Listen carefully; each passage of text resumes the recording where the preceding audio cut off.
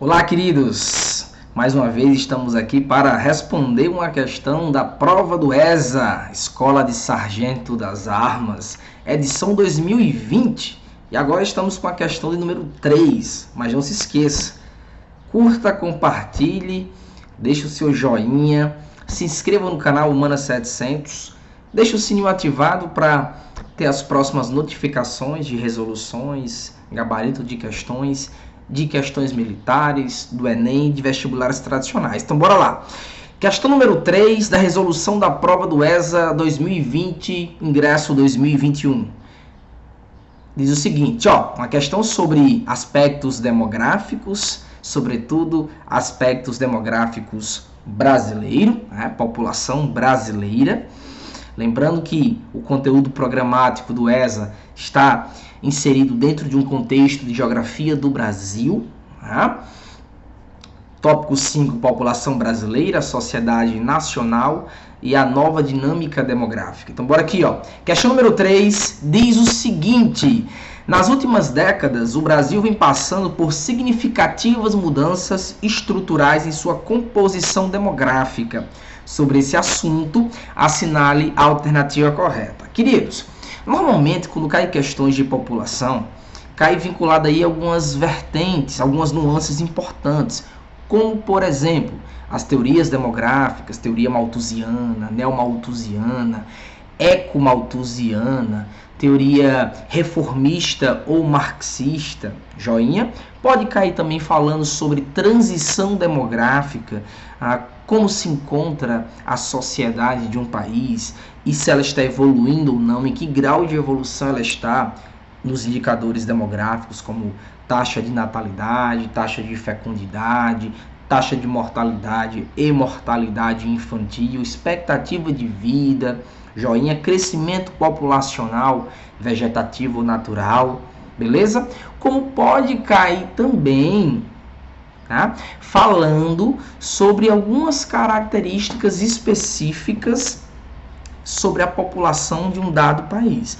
No caso dessa questão, fala sobre a população brasileira e em que cenário da evolução demográfica de um país ou dentro da transição demográfica o Brasil se encontra. Joinha. E outro detalhe também que pode ser mencionado é sobre a pirâmide etária. Em que contexto um país, no caso o Brasil, nessa questão, em que grau ele se encontra dentro de uma pirâmide etária? Queridos, atenção, fixou os olhos aqui. Normalmente existem dois tipos de pirâmides etárias bem definidas. Uma pirâmide que vai ter uma base larga e topo estreito, típico de países subdesenvolvidos, países pobres, que irão apresentar uma taxa de natalidade e fecundidade elevada, ou seja, uma taxa de nascimento bem elevado. Detalhe, taxa de natalidade é diferente de taxa de fecundidade. Taxa de natalidade é o número de nascidos em relação a um intervalo de tempo específico. Resumindo, eu quero saber a quantidade de nascidos de uma cidade X no ano de 2010. Só vai entrar nesse quantitativo quem nasceu no ano de 2010. E aí, sucessivamente, 2011, 2012, pode ser um intervalo entre 10 anos, 20 anos. Então, depende do interesse do objeto de estudo, etc. Já a fecundidade é o número de nascidos per capita, por cabeça, por mulher. E aí, queridos, esses dados, normalmente, eles levam em consideração o censo do IBGE, Instituto Brasileiro de Geografia e Estatística. O último censo foi em 2010. O próximo deveria ter sido no ano passado, em 2020. Nós estamos em 2021. Em virtude da pandemia da SARS-CoV-2, da Covid-19, foi impossível aplicar o censo demográfico de 2020, que ocorre de 10 em 10 anos. Está previsto para acontecer agora em 2021, mas também é uma incógnita. Resumindo, segundo os dados oficiais do IBGE de 2010, a taxa de fecundidade no Brasil foi de 1,90, menos de 2 filhos per capita. Então o Brasil avançou bastante. Lembrando que lá na década de 60, 50, 60, a taxa de fecundidade passava de 6 filhos per capita, 6 filhos por mulher, 6 filhos por cabeça. Então, tem tido aí uma evolução bacana. A taxa de natalidade também tem caído, foi de 1,19 no último censo de 2010. É bem provável que nesse próximo censo, tanto a taxa de natalidade como a taxa de fecundidade também tem aí uma outra queda. Joinha? Um outro dado também dentro da pirâmide etária é a taxa de mortalidade infantil. Normalmente, países pobres, que tem aí uma pirâmide com base larga e topo estreito, irá apresentar uma alta taxa de mortalidade, sobretudo mortalidade infantil, aquela mortalidade nos primeiros anos de vida. E aí, queridos, o Brasil avançou bastante também, de 2010, pegando aí censos anteriores, o censo de 1990, o censo lá da década de 50, 60, dá para a gente perceber que teve uma evolução bastante em relação à queda da mortalidade infantil. Essa mortalidade infantil, muitas vezes, ela sofre uma retração em virtude de algumas políticas públicas de controle sanitário, de controle higiênico, de avanços e investimentos na área da saúde, do saneamento básico, vacinação em massa. Normalmente há uma queda abrupta da mortalidade infantil quando ocorrem políticas públicas dessa maneira, nesses moldes. Joinha? Então bora aqui, ó. Nas últimas décadas, o Brasil vem passando por significativas mudanças estruturais em sua composição demográfica. Sobre esse assunto, assinale a alternativa correta. Item A. O envelhecimento da população brasileira se mantém em níveis baixíssimos, seguindo a tendência mundial. Item B. A taxa de fecundidade, que indica o número de nascidos vivos, tem apresentado expressivo aumento neste século. Item C. O Brasil permanece como um país cuja maior parte da população vive no campo, onde a taxa de natalidade é muito baixa. Item D. Os avanços da medicina ainda não foram suficientes para reduzir a taxa de mortalidade ao longo dos anos. E o item E.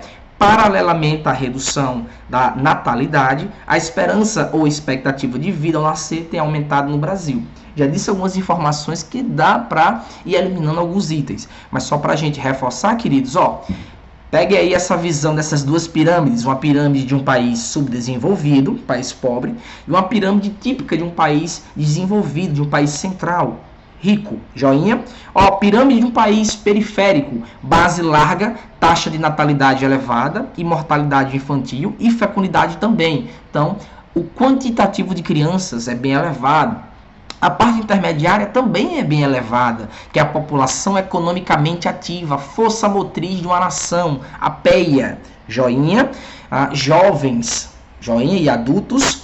E o topo, no caso, vai ser o número de idosos associado aí a uma expectativa de vida. Então, notem que nos países pobres, a taxa de natalidade, mortalidade infantil e fecundidade é elevada. E no topo, o contingente populacional é muito pequeno, porque os avanços e os investimentos em áreas estratégicas de uma vida com uma qualidade bacana, interessante, ela é menor. É diminuta em comparação a de países centrais ou ricos. Então, a esperança de vida ou a expectativa de vida será pequena. Por exemplo, países que se encontram na África subsaariana, dentro de um recorte do continente africano, irão existir diversas nações, diversos países com expectativa de vida entre 40, 45, 47 anos, ou seja, uma esperança de vida muito baixa, países bastante pobres, países que são assolados por epidemias, países que são assolados por uma pobreza e uma fome generalizada. Tranquilo? Então, número de idosos menor, expectativa de vida menor, população economicamente ativa muito grande, mas isso não reflete um dado às vezes positivo, porque ter muita mão de obra sem ter emprego para essa galerinha traz aí uma outra problemática interessante, que é a taxa de desemprego. Então, a taxa de desemprego tende a ser muito elevada também nessas nações pobres, que tem muita gente para trabalhar, porém não tem função para todo mundo ou não tem emprego para todos os jovens e adultos. Joinha. Do outro lado aí da imagem, da lousa, vocês estão vendo uma pirâmide de um país rico, central, desenvolvido, em que a base é bem estreita. Então a taxa de natalidade, de fecundidade, que é abaixo de 1, a mortalidade infantil, ela é pequena. Então o número de nascidos, o número de crianças tende a ser bem menor. A PEA também passa por uma redução, claro, se eu tenho poucas crianças, eu terei em um futuro próximo poucos jovens e adultos. E alguns países nesse século XXI têm sofrido bastante com a reposição de mão de obra e muitas vezes eles têm apelado para importar mão de obra de outros países, sobretudo a mão de obra qualificada de países semiperiféricos ou países emergentes, como Brasil, Índia, China, África do Sul, Argentina. Show, belezinha, tranquilaço. Então bora aqui, ó. E o topo é bem largo. São países que investem muito em setores estratégicos, de uma política de bem-estar social, investe em segurança social, previdência social, saúde da sua população, saneamento básico, impedindo assim alguns surtos de algumas doenças epidemiológicas, tem toda uma medida sanitária, higiênica, de profilaxia em relação a algumas doenças causadas por bactérias patogênicas, por vírus, protozoários, fungos, enfim. No geral, a base de uma pirâmide de um país rico, desenvolvido, central, ela é bem mais larga. Claro que tem aí algumas problemáticas. Tem muitos idosos, deixa a máquina pública onerosa. O Estado gasta mais com a previdência social. Show de bola, belezinha. E aí entra o nosso querido e maravilhoso Brasil. O Brasil hoje nem se encontra em uma pirâmide periférica, muito menos em uma pirâmide central. O Brasil hoje se encontra em uma faixa de transição, de uma pirâmide em transição. Dentro aí da transição demográfica, o Brasil está perpassando de uma pirâmide de terceiro mundo, de uma pirâmide periférica para uma pirâmide central. Então, é caracterizado como uma pirâmide de transição, em que há um processo de encurtamento da base e de alargamento do topo. Isso quer dizer o quê? Tem nascido menos no Brasil, então a taxa de natalidade e fecundidade está caindo. Desde a década de 40, 50 e 60, investimentos em vacinação em massa para controlar doenças como a polio e outras doenças, outros surtos como malária e outras doenças específicas e regionais dentro de uma poligonal com mais de 8 milhões de quilômetros quadrados, que é o nosso querido e maravilhoso Brasil de tamanho continental, também tem sido importante para a queda da mortalidade infantil. Joinha, então tem caído a mortalidade infantil, tem caído também indicadores demográficos em relação ao nascimento.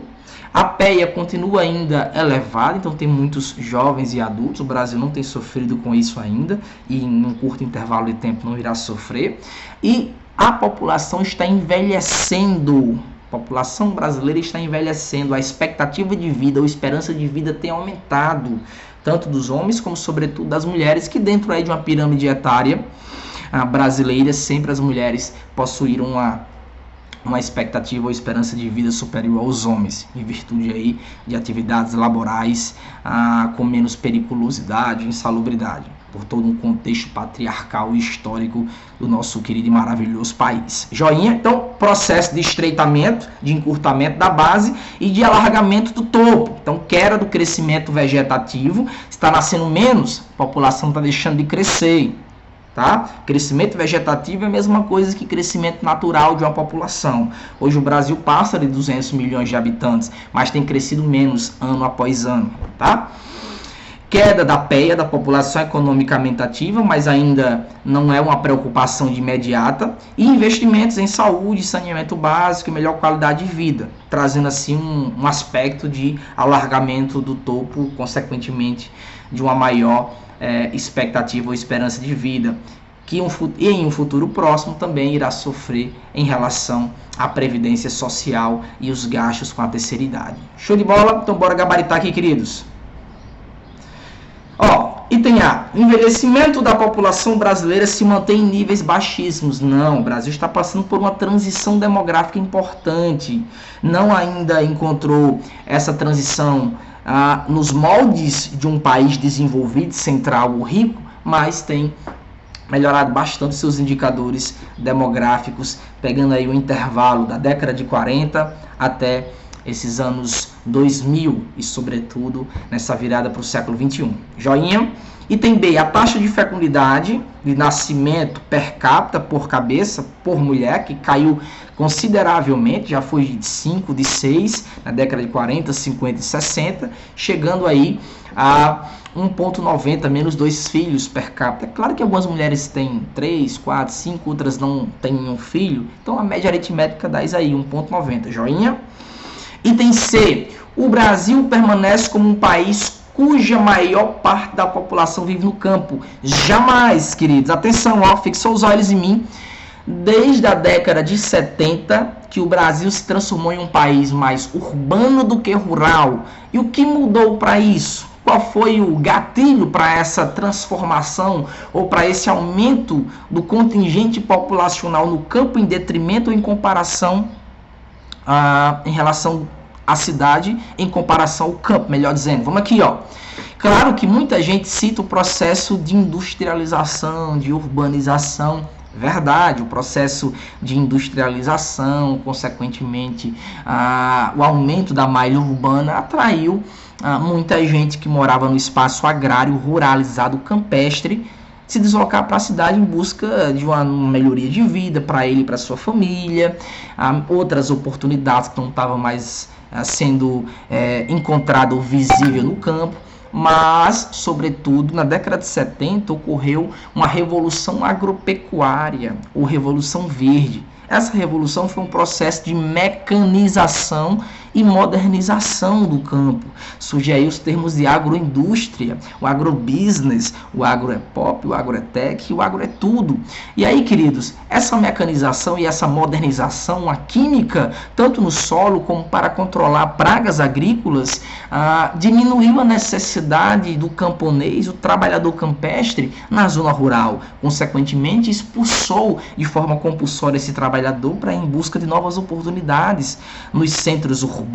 Esse processo ficou conhecido na década de 70 e muito famoso, chamado de êxodo rural.